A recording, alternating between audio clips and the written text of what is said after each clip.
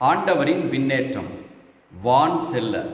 இன்று பாஸ்கா காலத்தின் நிறைவுக்கு ஒரு வாரம் முன்பாக ஆண்டவரின் விண்ணேற்றத்தை கொண்டாடுகின்றோம். ஆண்டவர் இயேசு உயிர்த்தெழுந்து 40 நாட்கள் கழித்து விண்ணேறி சென்ற நாளைத்தான் விண்ணேற்ற பெருவிழாவாக கொண்டாடுகின்றோம். இந்த நாளில் ஆண்டவர் நமக்கு உணர்த்தும் செய்தி என்ன தெரியுமா? ஆண்டவராகிய இயேசு கிறிஸ்து, நான் விண்ணேறி சென்றேன், அதே போன்று என் மீது விசுவாசம் கொண்டுள்ள நீங்கள் அனைவரும் விண்ணேறி வந்து என் முன்பாக நிற்க வேண்டும் என்பதுதான் அவர் நமக்கு சொல்லக்கூடிய செய்தி. அவர் சொல்லக்கூடிய செய்தி ஏதோ ஒரு சாதாரணமாக விஷயமாக நாம் எடுத்துக்கொள்ளக்கூடாது. மாறாக ஆண்டவர் இயேசு கிறிஸ்துவை போன்று விண்ணேறி செல்ல வேண்டும் என்றால் அதற்கு சில வழிமுறைகளை இன்றைய நற்செய்தியில் அவர் சொல்லி தந்திருக்கின்றார். அந்த வழிமுறைகளை கடைபிடித்தால் மட்டுமே விண்ணேறி செல்ல முடியும் என்பதை புரிந்து கொள்ள வேண்டும்.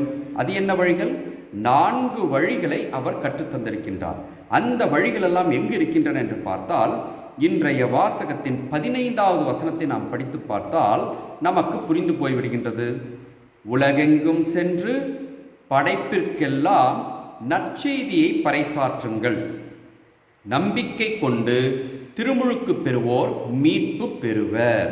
இந்த ஒரு வசனத்தில் பார்த்தோம் என்றால் 4 செயல்களை ஆண்டவர் குறிப்பிட்டு பேசுகின்றார். ஒன்று, உலகெங்கும் செல்லுங்கள். இரண்டாவது, நற்செய்தியை பறைசாற்றுங்கள். மூன்றாவது, நம்பிக்கை கொள்ளுங்கள். நான்காவது, திருமுழுக்கு பெறுங்கள் என்று சொல்கின்றார். இந்த 4 செயல்களை செய்தால் நிச்சயமாக ஆண்டவர் இயேசு கிறிஸ்துவை போன்று நாமும் விண்ணேறி செல்ல முடியும். சரி, இப்பொழுது 2 கேள்விகளை நாம் இந்த வசனத்தை வைத்து எழுப்பி பார்ப்போம். அது என்ன கேள்வி? இன்று ஆண்டவர் இயேசு கிறிஸ்து சொல்வதைப் போல உலகெங்கும் சென்று நற்செய்தியை அறிவித்து நம்பிக்கை ஊட்டி மீட்பை அளிப்பதா, அல்லது தலைகீழாக முதலில் நம்பிக்கை கொண்டு திருமுழுக்கு பெற்று அதற்கு பிற்பாடு உலகெங்கும் சென்று நற்செய்தியை அறிவிப்பதா? எந்த செயலை மேற்கொள்வது? நமக்கு இருக்கக்கூடிய விசுவாசத்தை பொறுத்து இது மாறுபடுகின்றது. எப்படி என்று கேட்டால், கிறிஸ்துவை நன்கு அறிந்தவர்கள், அதாவது நம்மை போன்ற குருக்கள், கன்னியர்கள், திருமுழுக்கு ஏற்கனவே பெற்றுவிட்டவர்கள் எல்லாம் கிறிஸ்துவை நன்கு அறிந்தவர்கள். ஆகவே அவர்கள் முதலில் உலகெங்கும் ஏற்கனவே நம்பிக்கை இருப்பதால் உலகெங்கும் சென்று நற்செய்தியை அறிவித்து நம்பிக்கை இல்லாதவர்களுக்கு நம்பிக்கையை ஊட்டி திருமுழுக்கு கொடுத்து அந்த மக்களை விண்ணுக்கு செல்வதற்கு வழிகாட்ட வேண்டும். இது யாருக்கு? கிறிஸ்துவை ஏற்கனவே அறிந்தவர்களுக்கு. ஒருவேளை யாராவது அறியாமல் இருக்கிறார்கள் என்று வைத்துக் கொள்வோமே, அவர்கள் என்ன செய்ய வேண்டும்? முதலில் நம்பிக்கை கொண்டு அதற்கு பிற்பாடு நம்பிக்கையினால் திருமுழுக்கை பெற்று அந்த திருமுழுக்கை பெற்ற பின்பு உலகெங்கும் சென்று நற்செய்தியை பறைசாற்றி அதற்கு பிற்பாடு விண்ணேறி செல்ல வேண்டும் என்ற ஒரு கருத்தை இயேசு கிறிஸ்து இன்று சொல்கின்றார்.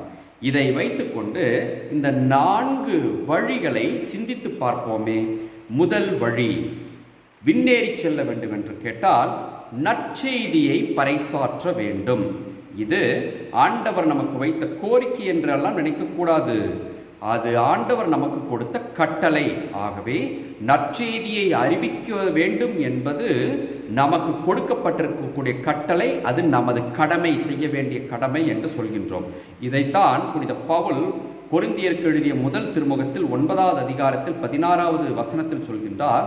நற்செய்தி அறிவிப்பு என்பது என்மேல் சுமத்தப்பட்ட கடமை, அதை செய்யாவிடில் எனக்கு ஐயோ கேடு, எனக்கு சாபம் என்று சொல்கின்றார். அப்படி என்றால் நற்செய்தி அறிவிப்பு கடமை என்பதை நாம் உணர்ந்து கொள்ள வேண்டும். அடுத்ததாக சில கேள்விகளை எழுப்பி பார்ப்போமே. யார் யாருக்கு நற்செய்தியை அறிவிக்க வேண்டும்? யாருக்கு நற்செய்தி அறிவிக்க வேண்டும்? யார் யாரெல்லாம் நற்செய்தி இயேசு கிறிஸ்துவை பற்றி தெரியாதவர்கள் இருக்கிறார்களோ அவர்களுக்குத்தான் நற்செய்தி அறிவிக்க வேண்டும் என்பது தெரிந்த விஷயம். ஆனால் ஒன்றை தெரிந்து கொள்ளுங்கள், ஆண்டவர் இயேசு கிறிஸ்து இன்று கொடுத்த கட்டளையில் என்ன கொடுத்திருக்கிறார் என்று நன்றாக படித்து பாருங்கள். உலகெங்கும் சென்று படைப்பிற்கெல்லாம் நற்செய்தியை அறிவியுங்கள் என்று சொல்கின்றார். கடவுள் எதையெல்லாம் படைத்தார்? உயிர் அற்றதையும் படைத்தார், உயிர் உள்ளதையும் படைத்தார். உயிர் அற்றவைகளெல்லாம் என்ன? கல், மண், மற்ற உயிரற்ற பொருட்கள் எல்லாமே உயிரற்ற பொருட்கள். ஆனால் உயிருள்ள பொருட்கள் என்ன? தாவரங்கள், விலங்குகள், நீரில் வாழ்வன மற்றும் மனிதர்கள் எல்லாமே உயிருள்ளவைகள். ஆக உயிரற்றவைகளுக்கும் நற்செய்தி அறிவிக்க வேண்டும், உயிர் உள்ளவைகளுக்கும் நற்செய்தி அறிவிக்க வேண்டும். அதுதான் படைப்பனைத்திற்கும் நற்செய்தி அறிவிப்பது. இது என்ன விந்தையாக உள்ளது? உயிரற்ற பொருட்களுக்கு சென்று எப்படி நற்செய்தி அறிவிப்பது? உயிரற்ற பொருட்களுக்கு நற்செய்தி அறிவிக்க சொல்லவில்லை. உயிரற்ற பொருட்களை மையமாக வைத்து ஆண்டவர் இயேசு கிறிஸ்துவை மக்களுக்கு அறிவிக்க வேண்டும் என்பதைத்தான் அங்கு அவர் குறிப்பிட்டு பேசுகின்றார். எப்படி தெரியுமா? நாமெல்லாம் ஒரு ஆசீர்வாதம் பெற வேண்டும் என்று வைத்துக் கொள்வோமே. ஒரு புதிதாக தொழில் தொடங்கியிருக்கின்றோம், கடை தொடங்கியிருக்கின்றோம், வியாபாரம் செய்கின்றோம், போன்ற செயல்களை எல்லாம் செய்கின்றோம் என்று வைத்துக் கொள்வோமே. இப்படி வியாபாரம் எல்லாம் செய்யும் பொழுது உயிருள்ள பொருட்களை எல்லாம் வைத்து நாம் வியாபாரம் செய்வதில்லை, தொழில் செய்வதில்லை. உயிரற்ற பொருட்களை வைத்துத்தான் தொழிலும் வியாபாரமும் செய்கின்றோம். அப்படி செய்ய தொடங்கும் போது என்ன செய்கின்றோம்? குருவானவரை அழைத்து அந்த தொழிலகத்தையோ அல்லது அந்த தொழில் கூடத்தையோ கடையையோ பொருட்களையோ மந்திரியுங்கள் ஃபாதர், நான் புதிதாக வாகனம் வாங்கியிருக்கிறேன், இதை மந்திரியுங்கள் ஃபாதர் என்றெல்லாம் சொல்கின்றோமே. அந்த பொருட்களுக்கெல்லாம் உயிர் இருக்கிறதா? இல்லை. ஆனாலும் கூட குருவானவர் ஒரு இறைவார்த்தையை படித்து ஒரு ஜெபத்தை சொல்லி பல்லவியெல்லாம் பாடி பாட்டெல்லாம் பாடி அதை மந்திரிக்கின்றார். அப்படி உயிரற்ற பொருட்களை மந்திரிக்கும் பொழுது, அந்த இறைவார்த்தை வாசிக்கும் பொழுது, ஜெபம் செய்யும் பொழுது என்ன செய்யப்படுகின்றது? நற்செய்தி அறிவிக்கப்படுகின்றது. எதை மையமாக வைத்து? உயிரற்ற பொருளை மையமாக வைத்து நற்செய்தி அறிவிக்கப்படுகின்றது. அதனால்தான் கிறிஸ்தவர்கள் எந்த ஒரு தொழில் தொடங்கினாலும் சரி, அல்லது கடையாக இருந்தாலும் சரி, வீடாக இருந்தாலும் சரி, பொருளாக இருந்தாலும் சரி, ஆலயத்திற்கு சென்று அதை மந்திரிக்க வேண்டும் என்ற ஒரு கருத்தை திருச்சபையானது நமக்கு வலியுறுத்துகின்றது. அதுவே உயிருள்ள பொருட்களுக்கு போவோமே. உயிருள்ள பொருட்கள் என்று கேட்டால் தாவரங்கள், விலங்குகள், மனிதர்கள் எல்லோருமே அடங்குவர். தாவரங்களை எடுத்துக்கொள்ளுங்களேன். விளைச்சல் அதிகமாக இருக்கும் பொழுது பொங்கல் விழா என்று கொண்டாடுகின்றோம் அல்லவா? என்ன செய்கின்றோம்? அறுவடை செய்து குருவானவரை அழைத்து, ஃபாதர் இதை மந்திரியுங்கள் என்று சொல்லும் பொழுது தாவரங்களை மந்திரிக்கின்றோம். பழங்களை பறித்து வந்து காணிக்கையாக கொடுக்கும் பொழுது அங்கு அந்த பழங்கள் எல்லாம் மந்திரிக்கப்படுகின்றன திருப்பலியில். இதையெல்லாம் பார்க்கும் பொழுது நிச்சயமாக அந்த தாவரங்கள் வழியாக இறைவனது வார்த்தையானது மக்களுக்கு அறிவிக்கப்படுகின்றது. அதே போன்றுதான் ஆடு, மாடுகள், விலங்குகளை எல்லாம் மந்திரிக்கும் பொழுதும் அவைகள் வழியாக நற்செய்தியானது அறிவிக்கப்படுகின்றது. மனிதர்களை மந்திரிக்கும் பொழுதும், நெற்றியில் சிலுவையிடும் பொழுது அங்கும் நற்செய்தி அறிவிக்கப்படுகின்றது என்பது தெளிவாகிறது. ஆக யார் யாருக்கெல்லாம் நற்செய்தி அறிவிக்க வேண்டும்?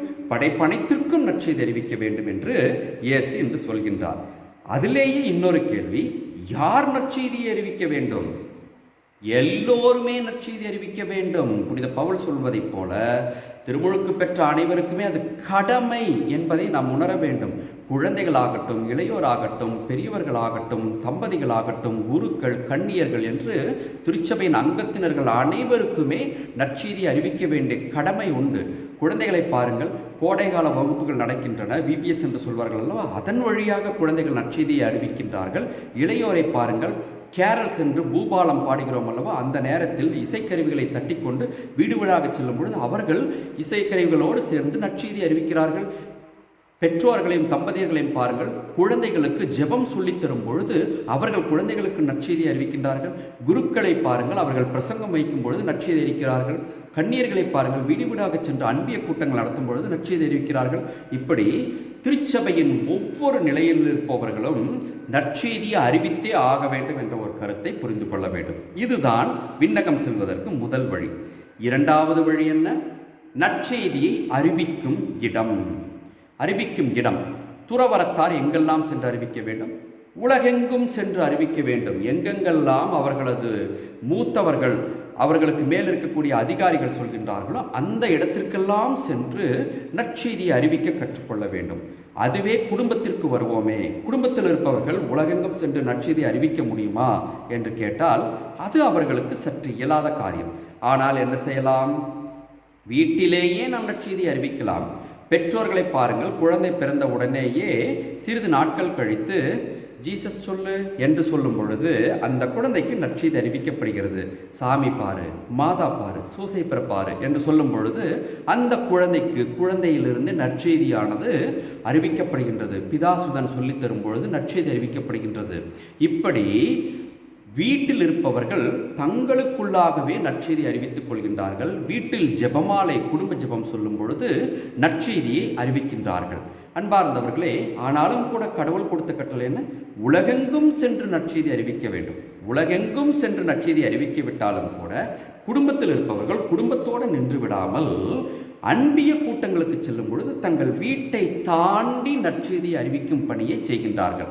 ஆலயத்திற்கு சென்று வாசகம் வாசிக்கும் பொழுதோ அல்லது பல பணிகளை செய்யும் பொழுதோ அல்லது தேரில் ஊர்வலம் செல்லும் பொழுதோ நற்செய்தி பணியை அறிவிக்கின்றார்கள். ஆக உலகெங்கும் செல்வதை விட வீட்டை விட்டு வெளியில் சென்று நற்செய்தி பணியை அறிவிக்க வேண்டும் என்ற ஒரு கருத்தை குடும்பத்தில் இருப்பவர்கள் ஆழமாக பதித்து கொண்டு நிச்சயமாக இதை தாங்களும் செய்ய வேண்டும், குழந்தைகளுக்கும் அதை சொல்லித்தர வேண்டும். இது இரண்டாவது வழி. மூன்றாவதாக, நம்பிக்கை கொண்டால் மட்டுமே விண்ணகத்திற்கு செல்ல முடியும்.